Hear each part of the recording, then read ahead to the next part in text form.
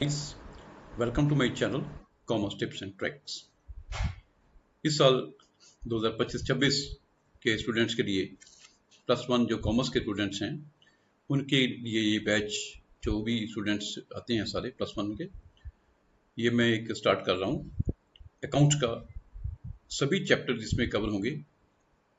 तो स्टार्टिंग में आज कर रहा हूँ इंट्रोडक्शन से। जो भी स्टूडेंट्स प्लस वन कॉमर्स के हैं इस चैनल को लगातार देखिए, और इफ़ यू वांट कि अगर आपके अच्छे मार्क्स आएँ तो डेफिनेटली आप इस चैनल को रेगुलरली फॉलो करिए। जैसे जैसे आप चैनल्स को लाइक सब्सक्राइब करेंगे तो और भी स्टूडेंट्स का इसमें बेनिफिट मिलेगा। तो मैं चाहता हूँ कि अब इस टॉपिक को स्टार्ट किया जाए। तो सबसे पहले जो आपको टॉपिक मैं बता रहा हूँ दैट इज इंट्रोडक्शन। क्योंकि अकाउंट्स में जो हमारी स्टार्टिंग होती है मैं आपको स्टेप बाय स्टेप सभी चैप्टर्स कवर कराऊंगा। कोशिश करूंगा कि बहुत ही कम टाइम के अंदर सभी चैप्टर्स आपके कवर हो जाए। तो इंट्रोडक्शन में हमारे पास एक इम्पोर्टेंट चीज़ जो आती है that is cost of goods sold. जो स्टूडेंट्स निकालते हैं तो उनको कई बार समझ नहीं आती कि इसमें क्या इंक्लूड करना है क्या इंक्लूड नहीं करना। इसमें डिफरेंट फॉर्मूलाज हैं, फॉर्मूला 1, फॉर्मूला 2, राइट। तो आपको बताऊंगा ये कॉस्ट ऑफ गुड्स सोल्ड की वैल्यू कैसे निकाली जाती है। तो हमें जो इन्फॉर्मेशन दी होती है सबसे पहले हमारे पास ओपनिंग स्टॉक होता है, राइट। तो ये हमारे पास ओपनिंग स्टॉक है, सपोज कुछ भी, तो हम वहां पे वैल्यू ऑफ ओपनिंग स्टॉक लिख लेंगे। उसमें ऐड क्या करेंगे, ऐड करेंगे नेट परचेजेस। अब नेट परचेजेस क्या होता है, जो भी हम गुड्स परचेज करेंगे उसमें से रिटर्न्स आउटवर्ड या purchases returns. It means suppose हमने 1 लाख की गुड्स परचेज करी, उसमें 30,000 की वापस कर दी, तो नेट परचेज कितनी हुई हमारी 70,000। इसी तरह इसमें ऐड करेंगे डायरेक्ट एक्सपेंसेस। अब ये डायरेक्ट एक्सपेंसेस कौन से होते हैं, जो भी एक्सपेंसेस हम परचेजेस के ऊपर इनकट करते हैं, परचेजेस के ऊपर, for example wages, carriage, carriage inward, right. ये जो सारे एक्सपेंसेस होते हैं ये डायरेक्ट एक्सपेंसेस होते हैं, इनको हमने प्लस कर लेना है। तो opening stock plus net purchases plus direct expenses minus value of closing stock. तो जो हमारा फाइनेंशियल ईयर खत्म होता है, जैसे हमारा फाइनेंशियल ईयर कब स्टार्ट होता है, 1 अप्रैल को शुरू होता है और 31 मार्च को खत्म होता है। तो 1 अप्रैल की जो फिगर होगी वो यहाँ पे आ गई ओपनिंग स्टॉक में, 31 मार्च की जो फिगर होगी साल के एंड पे वो यहाँ पे आ जाएगी। तो जो बैलेंस आएगा that is called cost of goods sold. Clear. इसमें एक मेथड दूसरा भी होता है, कई बार हमें इंफॉर्मेशन डिफरेंट सी दी होती है। सपोज हमें सेल्स दी हुई है, सेल रिटर्न्स दी हुई है, ग्रॉस प्रॉफिट दिया हुआ है, तो हमें कॉस्ट ऑफ गुड्स सोल्ड निकालना है। ऐसा भी हो सकता है सम टाइम इन क्वेश्चंस।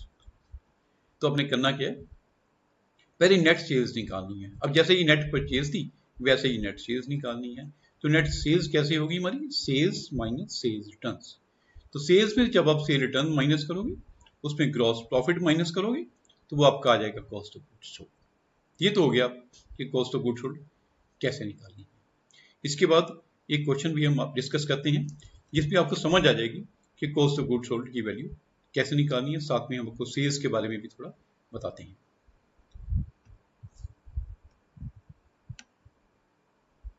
ये देखिए क्वेश्चन है आपके सामने, ये मैं आपको कर रहा हूँ हाईलाइट।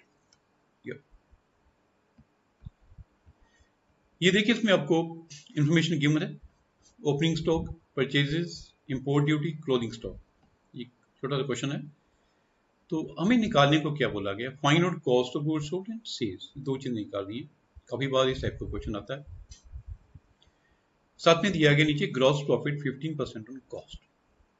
तो जैसे कि हमें पता है कि कॉस्ट ऑफ गुड्स सोल्ड का भी आपको फॉर्मूला बताया था मैंने कि opening stock plus purchases plus direct expenses minus closing stock. ठीक है, ओपनिंग स्टॉक कितना हमारे पास 30,000, ये आ गया आपका 30,000 प्लस परचेजेस, ये परचेजेस आप ऐड कर देंगे 80,000 plus direct expenses, import duties over direct expenses. Import duty क्या होती है, जैसे हम बाहर से गुड्स मंगवाते हैं तो उसके ऊपर हमें जो ड्यूटी जो देनी पड़ती है that is called import duty. जो गुड्स हमारी इधर को बाहर जाती हैं, बाहर कंट्री में जाती हैं, उसे बोलते हैं एक्सपोर्ट ड्यूटी। तो ये हमारी इंपोर्ट है, ये डायरेक्ट होती है। जो इंपोर्ट ड्यूटी एक्सपोर्ट ड्यूटी होती है वो इनडायरेक्ट होती है। तो यहाँ पे इंपोर्ट ड्यूटी है तो ये हमारी डायरेक्ट एक्सपेंसेस हुई, तो ये यहाँ पे आ जाएगी 9,000 माइनस क्लोजिंग स्टॉक इज 19,000 तो ये बैलेंस आ गया, that is cost of goods sold 1 lakh. एक काम तो हमारा हो गया। अब इस क्वेश्चन में स्पेसिफिकली पूछा गया कि सेल्स निकाली है, ठीक है। तो आपको ये मालूम है कि कॉस्ट ऑफ गुड्स सोल्ड में अगर हम ग्रॉस प्रॉफिट प्लस कर देती हैं तो वो हमारी सेल्स आ जाती है, ठीक है। कॉस्ट ऑफ गुड्स सोल्ड तो हमने निकाल ली। अब ग्रॉस प्रॉफिट क्या है? Gross profit is 15% of cost. ये बड़ा ही स्पेसिफिकली ध्यान से देखना आपने एग्जाम के अंदर कि ये कॉस्ट के ऊपर दिया गया या सेल्स के ऊपर है। तो इस पर्टिकुलर क्वेश्चन में ये कॉस्ट के ऊपर है। तो कॉस्ट है हमारी 1 लाख। 1 लाख इंटू 15%, 15,000। ये आपका क्या आ गया? ग्रॉस प्रॉफिट आ गया। तो gross profit, cost of goods sold, दोनों को हमने प्लस कर देना है।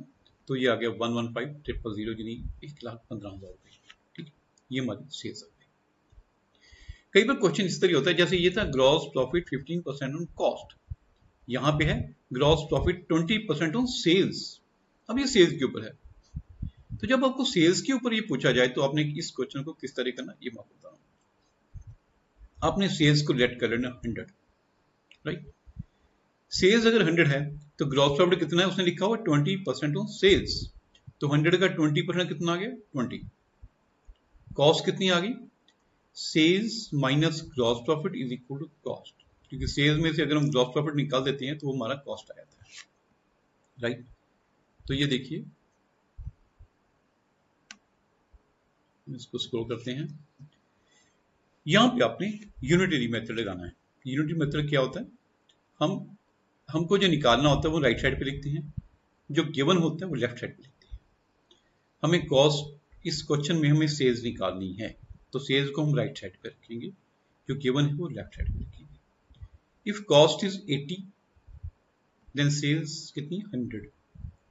कॉस्ट 80 आ गई, सेल्स 100 हो गई। अगर कॉस्ट आपकी 1 लाख है, ठीक है, तो सेल्स कितनी होगी? तो क्या फॉर्मूला लगेगा? 100 ओवर 80 इंटू 1 लाख, राइट। मैं इसको रिपीट कर देता हूं। जो चीज निकालनी होती है, जैसे क्वेश्चन में सेल्स निकालनी है तो सेल्स को अपने राइट साइड पे रखना है 100, जो गिवन होता है उसको लेफ्ट पे रखना। तो हमें कॉस्ट गिवन है 1 लाख, तो हम कॉस्ट इस पे है 80। If cost is 80, sale 100। If cost are 1 lakh तो 100 ओवर 80 इंटू 1 लाख। तो ये आपका आ गया 1,25,000।